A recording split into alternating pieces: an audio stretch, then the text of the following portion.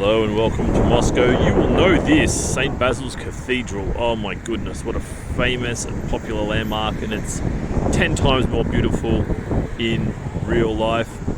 But across the road is a new park, and it's I think it's just called the Kremlin Park, Kremlin Public Park. So we're going to go for a walk through here. It's very touristy. It's getting towards dinner time, but we'll have a walk over.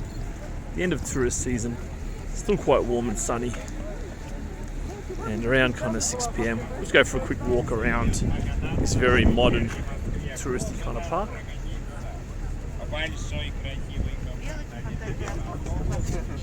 You can see the London-style double-decker buses there. I'll give you guys a little bit of commentary, nothing too heavy, just a chit-chat. Usually these street walking videos, people just walk, but look, I can speak English, and I'm Australian, and I'm here. So I may as well share my thoughts with you if you're interested. If you're not, just mute me. I do live in Belarus if you don't know me already. I guess this kind of video might get a slightly different audience to my usual. And I've been here in Moscow for about a month. So everything I'm saying is based off previous experience with the culture and this month that I've spent here. So you can see all super hyper modern. And there's a lot of Orthodox churches. Of course, St. Basil's Cathedral was an Orthodox church. It's now the memory of one, whilst not being actively used for praying and religious purposes. But all lined up along here, you've got several. Just missing that roof of that one there, that familiar dome with the cross on top. And of course, these trees. I had one of these in my front yard when I was a kid growing up. All right, let's pick a side, shall we? Let's go this way. It's kind of, as I say, getting towards dinner time, so there's less flow of traffic. Usually just follow the herds.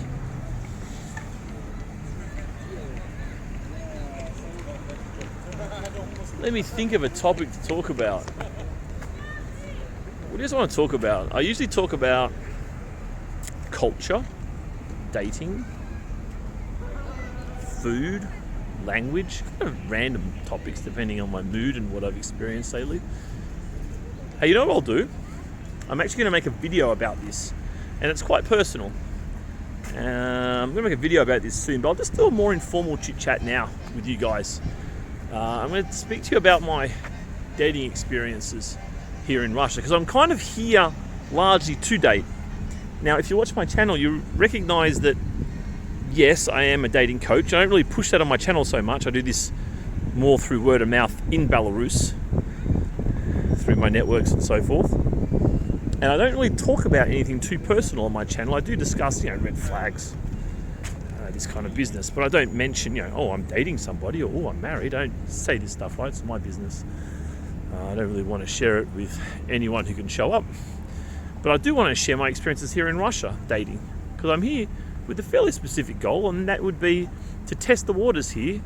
Could I live here? Could I find a wife here? And could it work in the long run? And is it something I want to leave inherited to my children? So I've been actively dating. Although it's a tricky dating situation here, I tell you what, it's it wouldn't be that much different to Australia in a lot of ways. In fact, Australia's probably easier because you got the common language. So let me go through, I guess, a few of my observations with dating here. Now, I'll quickly touch on online because I've only used it briefly, and you can see online it's got the usual problems because online has 3 or 4 men to every 1 woman typically, right? See that recent survey, 78% of users of online dating are men. So once you get that kind of a ratio, I mean, the results is going to be terrible for a man, right? And I've met a couple of girls here and there, and just, not really suitable. And I notice I'm matching with women, probably who are much older than who I'd probably date in the real world, regardless of where I am in the world. Let's kind of just walk off here. I'm not sure entirely where it's going to lead to. But nonetheless, they've been interesting experiences, brief experiences, nothing kind of fired up on, whatever. But more interesting is kind of in the real world, when you're eating your lunch and there's a couple of cute girls on the table next to you and you have a chat with them. You're on the metro, you look to your left, it's like, oh my goodness, I didn't realise I was sitting next to a model. Hello. This kind of business, right? I have a feeling this could be actually a walkway. Oh no, there it is. I've seen this from the opposite angle. So I should give you a heads up. Yeah, my channel is, well, it's mainly for guys who are interested in mainly resettling in different countries outside of their home country. So if you're not into that, you'll probably hate what I'm about to talk about. This girl's taking a photo of something. Some kind of weird berry. Oh, that's right. Someone told me this park, they've taken all these unique specimens from around Russia and put them all in the same park. So this one's obviously from somewhere in particular, which you'll probably see. There you go, it's from a specific forest. That's pretty cool. You want to see this up close? Little berry things. Should we eat one? Probably best not to. Alright. Although I'm reassured that the medical system here in Moscow is absolutely wonderful. So yeah, so my dating experience, it's very generational. Look, I'm a 44-year-old guy. So I guess for marriage, my range is kind of wide. I mean, obviously, yeah, my mindset would be, look, I'm probably going to get along best with maybe a girl, maybe in the early 30s, perhaps. Because, you know, let's be really honest here. If someone's, well, from my experience, once women are kind of 35 plus and still single, especially in a country like Russia where there's still some pressure to get together, and they've withstood that pressure, got to 35 and still single, look, let's be honest, they're probably tough to get along with. It sounds rough, but it's bloody true. I've got the data to support that. Tend to be abrasive, talk too much, don't really know how to interact too much, just too really pig-headed. You know, the self-employed type, the just don't know how to get along with people. It sounds really harsh, I'm sorry, but it's just true. Now, not everyone who's single at 35 is like that, blah, blah, blah, but there is a real problem with this, right? It's a thing. So, for me, I'm thinking, okay, let's maybe put the cutoff at about 32 at a maximum age, because you still want the girl to be physically able to have at least a couple of children, you know what I mean? Like, if you marry someone who's like 38 or something, it's like, how many kids can they have? The answer might be 0, in which case, why the bloody hell are you married? Harsh words, but it's true, isn't it? You're not marrying for fun, you're marrying to have kids. That's the whole point of it, otherwise what are you doing it for? We'll go for a wander on this track here. Yeah, this is what I thought it was, cool. Now down the other end, of course, well 18 they can have lots of kids, but it's, you know, girls at 18 are still kind of girls. So you probably want them at least maybe, I don't know, an absolute minimum of maybe 22. But to be quite fair, I'm 44, and for me that feels like a big gap, and one I'm not entirely comfortable with, but I see that the best marriage situations come from people when they get together fairly young, because in their predisposition is a preference towards marriage and raising family, rather than a preference for whatever, right? So, alright, I just bumped into somebody that I know, and there went 10 minutes, so you might notice it's a little bit darker now all of a sudden. And I just had to replay the last bit of the video there to remember what I was talking about. So, my dating expeditions. So, what I've found is, and I bring this up mainly for you guys, because what's happening is a global pattern. So what I'm seeing here in Moscow, now of course Moscow attracts a certain kind of person. The work hours are long, people are busy, social lives are hectic, many entertainment activities and so forth, right? So, of course, what I'm noticing is that, I would say, I don't know, Gen Z, I don't know, where's the line of Gen Z? I don't know exactly where it is, but around, say, 26 and younger, they don't really know how to date. And they don't really prioritize men. Now, of course, this is very unnatural, right? Men and women, of course, instinctively prioritize each other. So you can see this kind of social training of you don't need men, you're better without men, earn your own money, blah, blah, blah. This is coming through now. And you can see that girls just don't prioritize men. Unless the man's like way, way out of their league, right? Then they might. But typically what you're seeing in this kind of environment anyway, it's different in the village and so forth. But, well, it's changing everywhere, but here in the big capital city, they just don't know how to date. They don't know how to prioritize or organize their lives. You know? And they certainly don't know how to prioritize men, and they don't. And this is a global thing, and I bring this up because it is a global thing, and so many guys have kind of mentioned this happening in different countries. And I'm really seeing it here, and I can see that women who are maybe 30 plus. I've gone on a couple of dates the last maybe 3 or 4 days, and one girl the girl last night was 32 and the other one was 31. And I would say this would be an ideal age for me just a relationship without thinking about the children and longevity of the relationship. Look at that, what a sight. Sun over all these different churches and so forth. Crazy. I hope it's not too blurry there.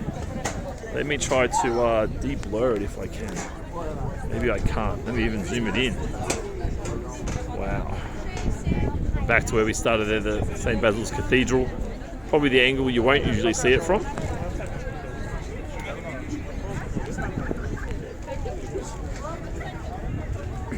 Now, you could, of course, think that, these girls that I'm talking to that are, say, I don't even know everyone's ages, because I don't really ask people's ages that much. But say they're 21 to 26, let's put them in this kind of number, in this range. These girls don't seem to want to come out and meet for a date. It's really interesting. And you could say, okay, well, they're 20 years younger than you, mate. What do you reckon? And in this part of the world, it's not that much okay. Like, it's probably not that different to the West. Look, you'd seldom see age gaps of more than 10 years. You know? It's very similar to the West. There's probably some vague stereotypes you have from some 1990s informational stereotypes or whatever that aren't true. But I think that, look, for me, when I was around 39, 40, I think it was still pretty easy for me to hook up with girls that were like, maybe 19 or 20, the modelling session here. So I imagine 4 or 5 years older now, that girls who are 25 will often still be open to me, I would say. But often not as well, of course. Some rejection might come from age difference, that's fair enough. But not all of them. You can't just blanket say, you're too old, they're too young. That's not what's happening. It's definitely a cultural change. Now, also part of it's biology. The 30-year-olds and stuff that are willing to come on a date with me and to get to know me, whatever. Yeah, probably part of there is, it's different generation slightly, but also biology as well. Also, this guy go past me. I don't know what language that was. It didn't sound Russian. I'm not sure if you'd even hear that guy there's just having a bit of chat. Chat for Russians means yell. In essence, or sometimes anyway. But he was right in my ear, so I just let him go past.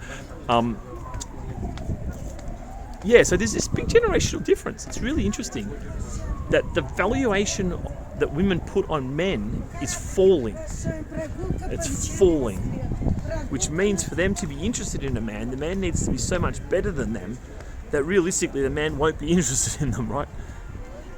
So I'm kind of curious what will happen with this generation, and this was happening in Belarus as well. Similar kind of situation, although not as severe probably, but the same mentality is what I'm getting at. Same kind of mentality that men just aren't prioritized. I think here men are a higher priority for women than in Belarus, and I think that's just a reflection of, Russia has a pretty rough history, whereas Belarus is a lot softer, safer country. They didn't go through that crazy 90s period where there was just drunk men lying around fighting everywhere. That didn't really happen so much in Belarus. So Belarus is a lot safer. So there's not that physical safety need for a woman to want a man like there has been in Russia, although it's not as important as it used to be, and certainly not here in Russia. All right, shall we go for so we walked up there. Let's walk up here and see what's doing. It's a little bit windy. So anyway, you've got this kind of, it's almost like women don't even know what they want a man for. Like, what's that going to do? You know what I mean? I've got friends, I've got hobbies, and women aren't, look, they're just doing what they're told. They're told to not want men, in essence, right? They're told to do everything else but have a man. And that's what they're doing now. They're told to work and study, so they're being good little girls. They're doing what they're told. But unfortunately, what they're being told to do is not very conducive for the longevity of our civilization or our species, is the reality of it. And they just don't even know kind of how to date or how to prioritise men or to prioritise men. So I find this to be a very interesting time. Because you look at all the programming, as I say, all the programming has given women the same idea. Be separate from men or independent from men. And just be yourself, do what you want. But of course, there's no such thing as yourself. We're trained, right? And from day zero, girls are told to get an education, which is a very narrowly defined idea. Education as in how to be economically productive, right? That's what education means in the West. And that's being pushed all around the world to prioritise that. And then prioritise work, prioritise friends, prioritise individual experiences. There's a school group from somewhere, although it's not school season, I'm not sure what they're doing. A bit of a little amphitheatre thing here. Some covering up the top. Здравствуйте. Ooh, everyone's.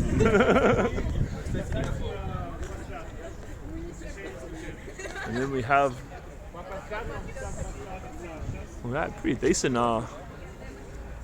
pretty decent setup here. Check that out.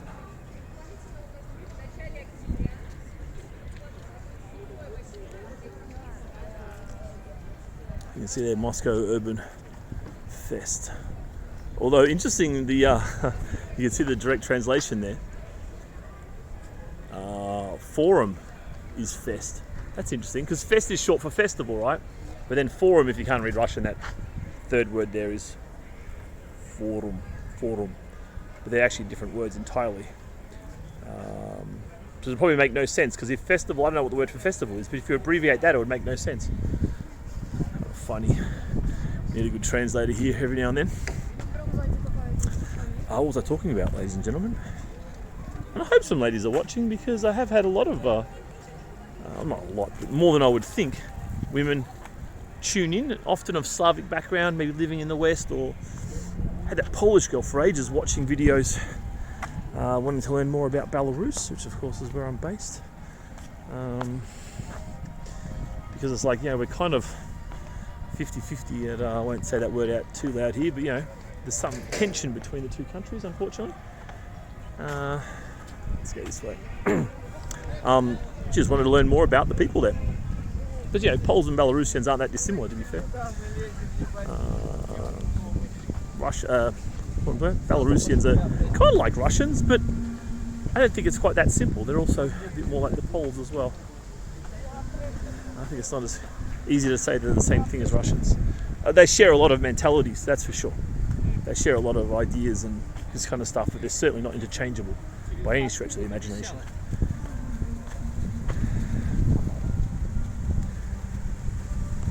So although ultimately the Orthodox Church has a bit of a say in this country, not many people really go to church, but you can see them sprinkled around the inner city here, or the tourist area. That you can't quite see that St. Basil's just behind there, and then another series of churches over there. You might see that rain's about to come. I'll very skillfully, holding camera with my right hand, holding zont. Zont is the word for umbrella. With my left hand, I'll give us a little bit of cover and make my way back to the entrance. Let's give you a good look around. These high quality older Stalin era, I would imagine. Not that one up there is not, but this one here would be a Stalin era. That one looks like a later generation of buildings. So around the world we kind of got this situation, and I think that, of course, fertility rates everywhere are way too low, and whether it be in Russia or Australia's birth rate's actually been kind of okay, our fertility rate, but it's starting to sink now. Throughout Western Europe it's sinking, Eastern Europe it's sinking, East Asia I don't know if some of these countries are going to exist in 100 years. Places like Korea and Japan, I think they won't, or barely exist.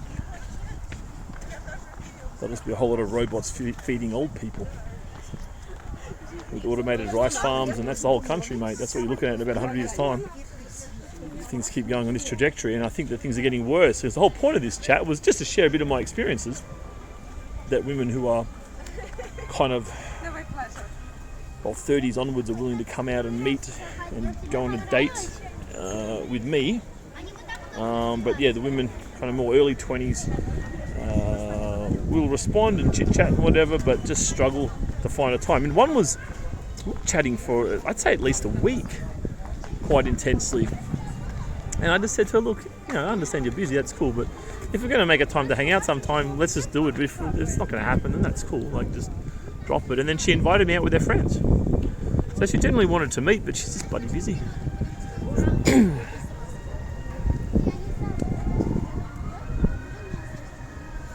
And as I say, in terms of prioritising your life, I mean, I understand entirely, because look, if I didn't want to have children, to be honest, going on a date's the last thing I'd do. No offence, ladies, but I really don't see any benefit to it. Because as much as men have no use to women in the current kind of culture that we've engineered here, women also have little use to men. So it's a mutual lack of usefulness, which is a disaster. It's a true disaster. So I've still got enough kind of old school in me to want to have children, but I imagine that my equivalent now who's 18 would just be like, oh fuck, I don't care. And the girl's like, oh fuck, I don't care. So what's going to happen? Not much. It's funny how we've somehow overlooked this, or maybe this is somehow a grand plan or something. But it's certainly the direction we're headed. And I'll also notice as well that, girls' value here is high, and they're not desperate in any way. And I'll give you an example. So I'm obviously a native English speaker. Now you do get some girls here whose English is okay. Different levels. My Russian is okay-ish. I'd probably put myself at an A1 level. No, sorry, A2 level. But actually A2, not I know 20 words from an A2 level. Actual A2 level. So I can have pretty functional conversations on a common topic. Maybe vocab of 800 words, something along these lines. So I'm good to have a chat to a girl in Russian for maybe an hour. Yeah, maybe an hour, and then I just run out of shit to say. And I can see on these dates that I go on, if we have to speak Russian, if the girl doesn't speak much English, and this is a good example last night, you could see for both of us as kind of an hour and a half coffee date wore on, that we were both just kind of getting a bit bored, because the scope of our conversation was limited by my Russian. So if she was kind of desperate, and she was 32, she's no spring chicken, let's be honest. But if she was kind of desperate, she'd be like, okay, I can hang in here with this guy and he'll improve Russian. Maybe I'll go out and meet with him one more time. We can use a translator a bit. But it's like, nah, can't be bothered. She's got a zillion other options. So there's no real need to have to put up with my crappy Russian. And this is what I found. If I go on a date with a girl and we're speaking English, we can actually connect and chat and potentially go on a second, third date. Whereas if I go on a date and speak only Russian or primarily Russian, it just limits the conversation so much, what we can say to each other. And it just kind of gets boring. She gets bored, I get bored. And you can't really connect that well. You can just cover the basics, maybe, as I say, maybe for an hour. But once that time kind of eclipses and my Russian has been used to its fullest extent, then it's just boring. So, but as I say, they don't. My experience so far, are not interested in seeing me again, and the reality is, I'm not really interested in seeing them again either. It's a tricky one. I mean, I'd like to practice my Russian, or whatever, but the girls are busy and have a lot of options, man. So, what you see, the point of this part of the story is that what you see is the more people there are in a city, the more options a girl feels like she has. Of course, she doesn't have these options. It's an illusion, because ultimately someone has to end up with someone. So, the same 20 guys that are hitting a girl up are also hitting up her friend. It's not as if she's got total option over just a number of guys that she thinks she might have. But nonetheless, the bigger the city, the more market power that a woman will have. There's some insight for you. The smaller town, the less market power the woman will have, the more she'll feel inclined to value men and shack up with the man at a younger age. Let's see what this is.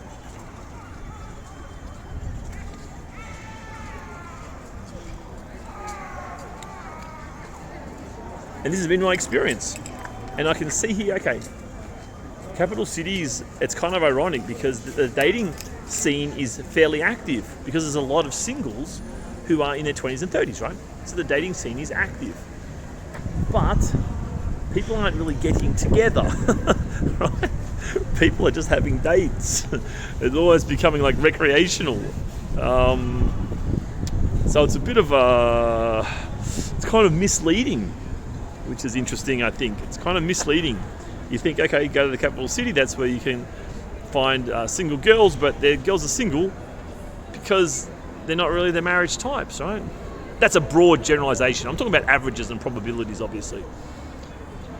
So it's all a bit of an illusion for both sides, really.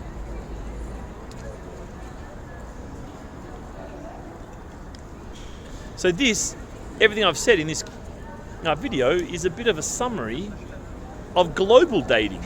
Yeah, summary of global dating. I think the Gen Zs all over the world, the women are just not that interested in men. And again, of course, we've trained them not to be. This is how it is, right? We've trained them not to be. So of course they're not. What do we expect? It's obvious. It's obvious. But it's happening so quickly, you know. And linked into this, of course, it's all very consistent. Linked into this is a whole lot of data, for example, around incel rates, involuntary celibate. So you got these poor young dudes that have been brought up with no direction at all, right? Because women are told from a young age, yo, you go girl, you're amazing, you be everything, you be this, you be that.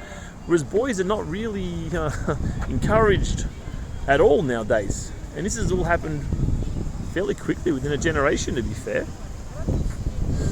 So boys are just kind of doing nothing, they have no real direction, dropping out of society, fapping to porn and playing video games. And the girls are all kind of getting at it. Most universities are around 60-40, 60% girls, 40% boys. Postgrad's more like 65-35, 67-33. As an example, if you look at all the earnings and salary numbers for younger people, women earn more than men, despite considerable attempts by certain political lobby groups to claim otherwise. That's what you see. And of course, if you look at a lot of data on divorce and marriage, it's very unlikely mathematically that a relationship will last if the woman earns more than the man. Yeah, very unlikely. The chance of it surviving is very low. Just looking at the numbers. So it's a bit of a dark topic. Whenever I kind of go over this kind of a topic, there doesn't seem to be any positive kind of thing to take out of it, which is a bit sad. Look at that, having a casual chat with St. Basil's Cathedral in the background. Oh man, yes please. How cool is that? But it's a global thing though. This is the irony of it. It's happening everywhere. It's happening everywhere quickly. This is happening quickly everywhere. It's normalizing. Dating markets are repeating this pattern. Now it's okay for me to show up in Moscow, and my dating value in Australia's, well, it's above average. It's not super high. It's above average. And I can rock up in most countries and, you know, be in that top 5% of guys or something like this. But imagine for the average local guy, jeez, it'd be tough, I tell you. It'd be tough going, I reckon. Although, interestingly here, the girls kind of like the guys here. I mean, you get your young global types that are influenced by global ideas and, well, when I say global ideas, I mean American ideas, is what I mean. But the average girl here, she wants a Russian man, she likes Russian men. Whereas some other countries in the world, they're like, I don't like our local men, I just want foreign men. It's kind of interesting here. So although here I don't get a huge, or no real super boost anyway. Which you might if you go to, I don't know, Philippines or Colombia or something like this, as a Australian man or American man, you probably get a pretty big boost in your dating ranking. In Russia, I think you don't get so much of a boost. Yeah.